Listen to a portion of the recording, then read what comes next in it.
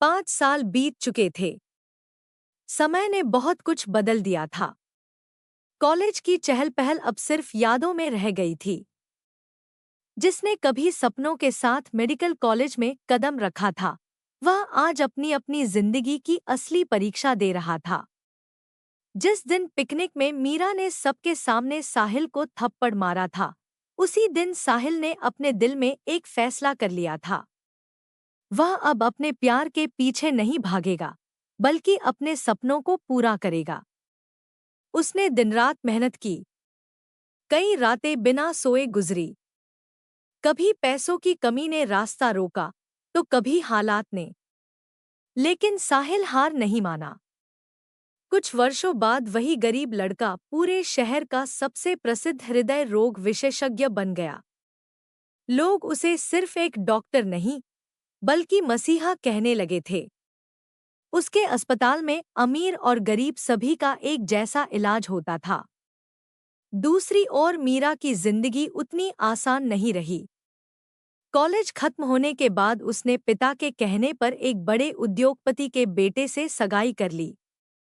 लेकिन कुछ ही महीनों में लड़के वालों ने करोड़ों की अतिरिक्त मांग रख दी। जब महेंद्र कपूर ने इनकार किया, तो रिश्ता टूट गया। उस घटना ने पहली बार मीरा को एहसास कराया कि हर अमीर इंसान अच्छा नहीं होता। धीरे धीरे पिता का व्यापार भी घाटे में जाने लगा। जिन लोगों पर उन्हें सबसे ज्यादा भरोसा था, वही उनके साथ धोखा कर गए। देखते ही देखते करोड़ों का कारोबार बिखर गया। एक दिन अचानक महेंद्र कपूर को सीने में तेज दर्द उठा। घर में अफरातफरी मच गई।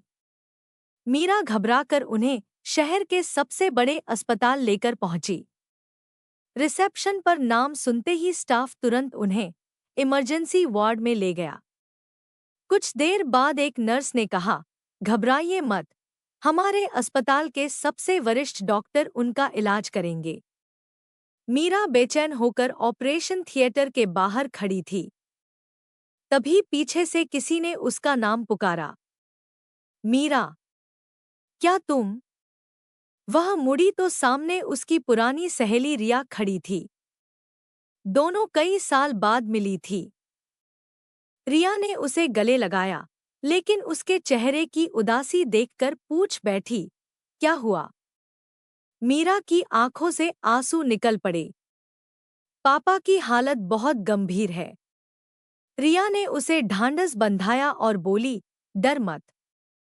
इस अस्पताल का सबसे अच्छा डॉक्टर उनका इलाज कर रहा है। मीरा ने घबराकर पूछा, कौन डॉक्टर?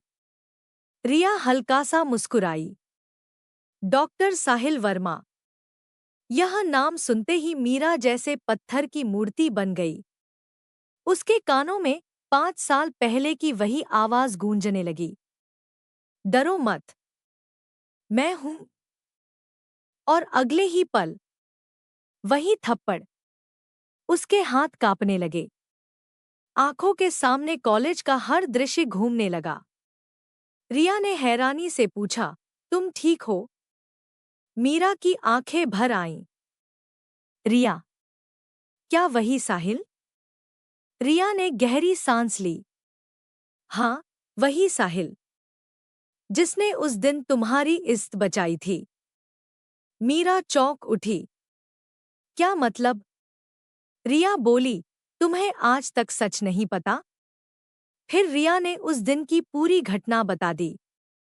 कैसे करण, युवराज और विवेक ने मीरा को घेर लिया था। कैसे साहिल अकेले तीनों से भिड़ गया। कैसे उसने खुद घायल होकर भी मीरा का नाम बदनाम नहीं होने दिया। रिया की हर बात मीरा के दिल पर चोट कर रही थी। वह फूट फूट कर रोने लगी। मैंने मैंने उसी इंसान को थप्पड़ मार दिया जिसने मेरी जान बचाई थी। रिया ने धीरे से कहा, साहिल ने उस दिन भी तुम्हारे खिलाफ एक शब्द नहीं कहा था। मीरा का सिर शर्म से झुक गया। उसी समय ऑपरेशन थिएटर का दरवाजा खुला।